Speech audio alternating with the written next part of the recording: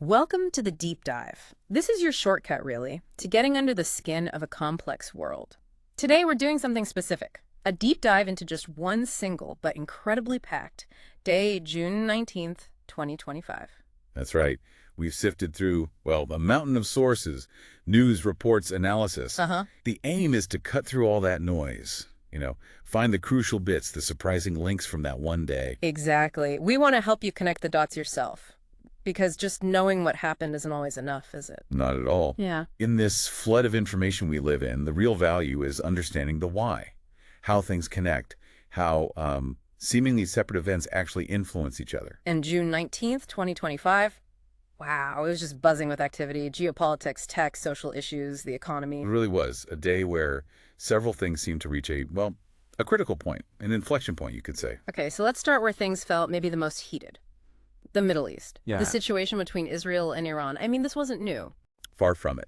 Decades of rivalry, nuclear worries, proxy fights all over the region. It's been a constant simmer. And it had been ramping up, particularly after the 2015 nuclear deal collapsed, and throughout 2024, 2025, more tit-for-tat attacks. Precisely. You have Israel pointing fingers at Iran over militant groups, the nuclear program, Iran hitting back, condemning Israeli actions, its alliances. It's a dangerous loop. And on June 19th, that simmer properly boiled over, didn't it? What was the specific trigger that day?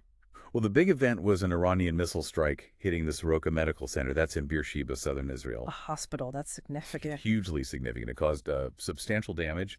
Around 80 people, injured patients, staff. Mostly minor injuries, thankfully, but still. And this wasn't out of the blue, you said. Part of a bigger picture. Exactly. It was an escalation. Israel had recently carried out airstrikes on Iranian nuclear sites. Iran retaliated. In fact, Iran actually confirmed casualties among its nuclear scientists from those Israeli strikes. Right. The IDF claimed they'd eliminated 9, I believe. That was the claim.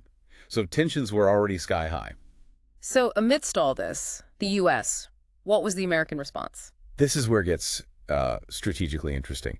The Trump administration, they announced a delay. Up to 2 weeks, they said, on deciding whether to join Israeli strikes against Iran. A delay, just waiting. Not just waiting. They framed it very clearly as a pause for diplomacy, to give talks a chance. Okay. Was there a condition attached? Yes, a big one. Any deal had to include Iran halting uranium enrichment. That was the non-negotiable point from the White House. And were there military moves alongside this diplomatic pause? There were precautionary steps. Satellite imagery confirmed on June 19th that U.S. warplanes were moved out of the Al Udeid Air Base in Qatar. Repositioning. Sending a signal, maybe? Or just reducing risk? Probably both. A strategic repositioning, for sure, shows they were taking the threat seriously, but also keeping options open while diplomacy supposedly had its window. And what about international bodies? Did the IAEA, the nuclear watchdog, have anything to say? They did. And their stance was quite clear.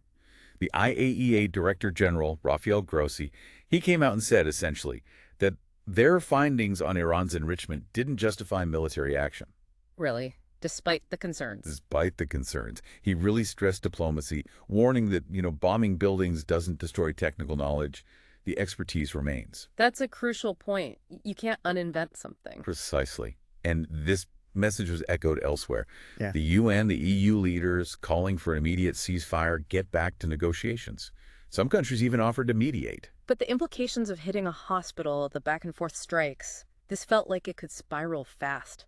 The ripple effects must have been huge. Oh, immense. Far beyond just Israel and Iran. This wasn't just another flare-up. It felt like a dangerous shift. Targeting civilian infrastructure like that, it changes the whole calculation. Raises the stakes considerably? Absolutely. Yeah. Fears of a wider regional war. Experts were warning about, catastrophic outcomes, mass casualties, refugees, massive disruption to energy markets. And the impact reached the U.S. domestically, too, didn't it? Directly. The FBI ramped up monitoring of potential Hezbollah-linked threats, fearing retaliation on U.S. soil. Right. And the government actually started evacuation flights. Yes, on June 19th, bringing Americans home from Israel.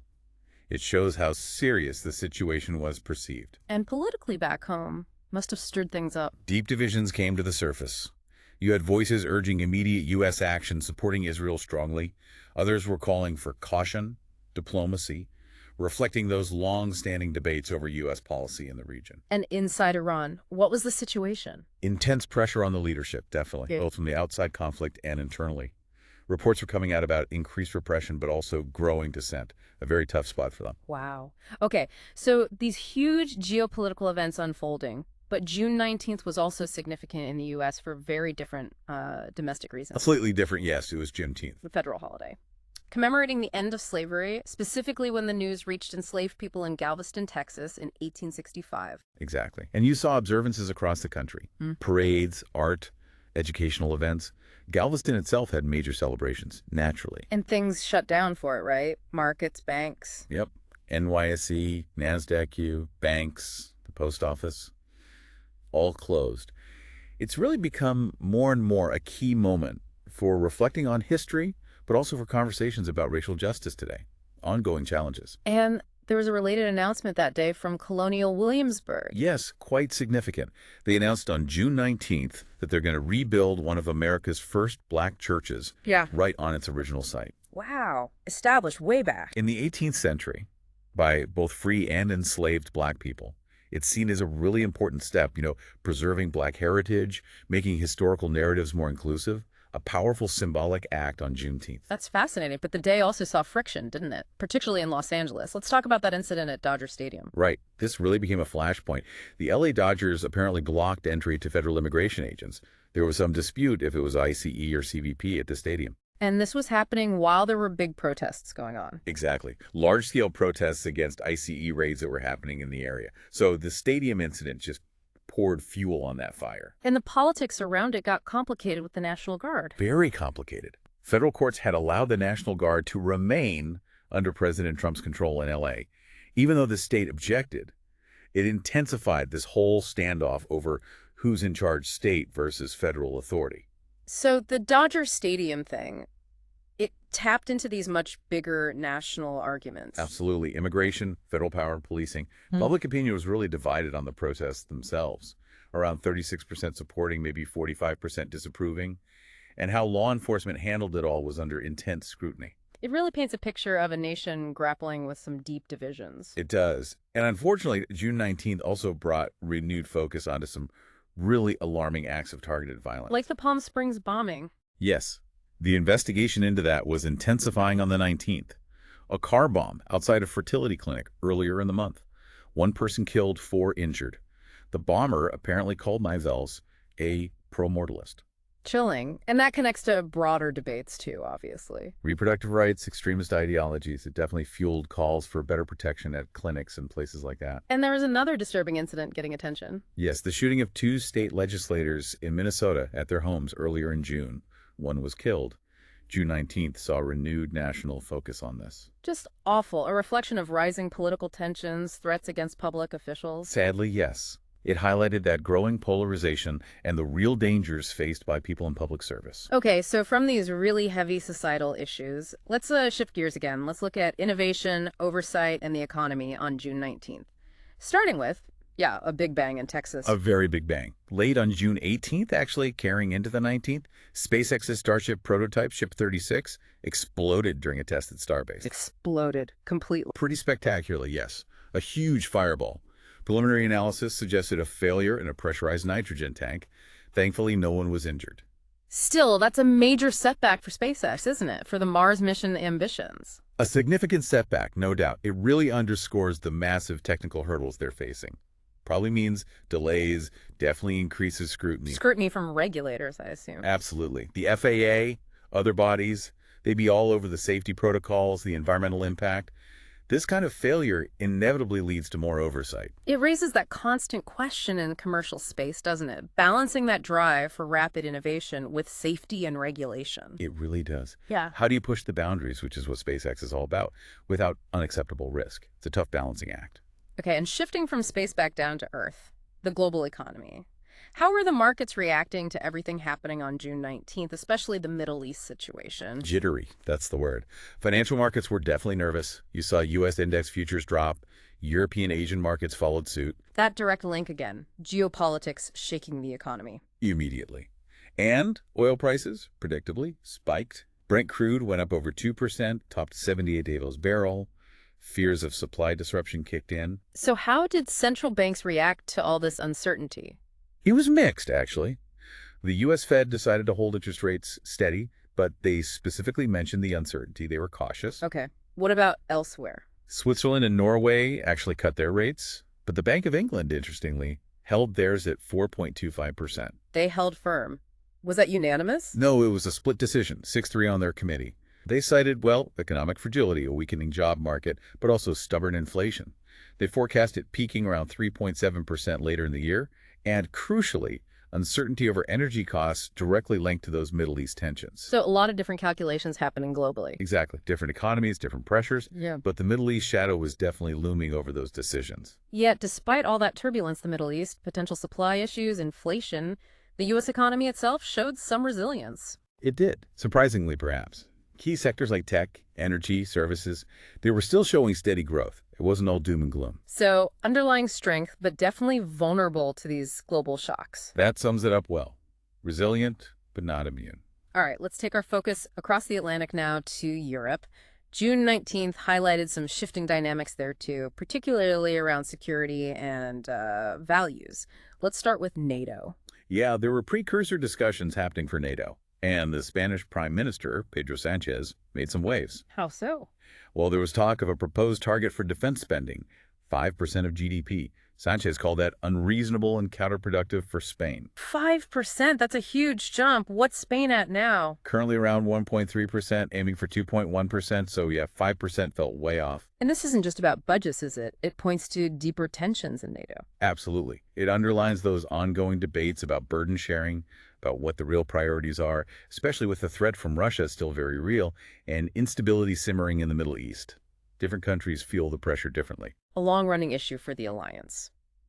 Now, speaking of tensions within Europe, Hungary made a controversial move on June 19th.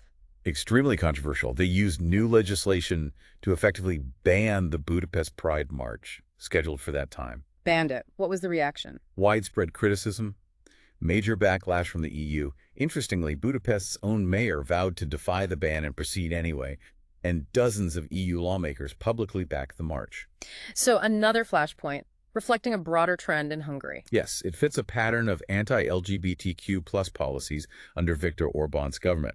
It set off alarm bells across Europe, renewed scrutiny from EU institutions, talk of sanctions, legal action wasn't far behind. A real clash over fundamental values within the EU itself. Definitely. And shifting north, Finland also made a significant security policy change on June 19th. What was that? They announced they were withdrawing from the Ottawa Treaty. That's the 1997 treaty banning anti-personnel landmines. Withdrawing. What? They cited the need to adapt their defense posture, specifically because of ongoing Russian aggression. They felt they needed all options on the table for border defense. I imagine that didn't go down well with everyone. No. Critics argued it could undermine global efforts to clear landmines. And it certainly raised some concerns among Finland's Nordic and Baltic neighbors. A difficult decision, clearly driven by perceived threats. And finally, in this European roundup, Ukraine was active on June 19th, too. Yes, evolving tactics were on display. They launched drone strikes against Russian airports. Volgograd, Saratov, Kaluga temporarily shut down operations there. That sounds like a significant operation. Did Russia respond? They reported shooting down 81 drones, but it was still seen as one of Ukraine's most sophisticated drone campaigns since a truce earlier in June. A shift in strategy, perhaps. It looked like it. A move towards hitting critical infrastructure, disrupting logistics, rather than just frontline combat, trying to bring the war home to Russia in a different way. What an incredibly dense day. June 19th, 2025. We've covered so much ground, global conflict boiling over, tech setbacks, vital social justice conversations, economic jitters, shifting alliances. It really shows how interconnected everything is, doesn't it? An event in the Middle East shakes global markets. A domestic policy debate in Europe reflects broader security anxieties.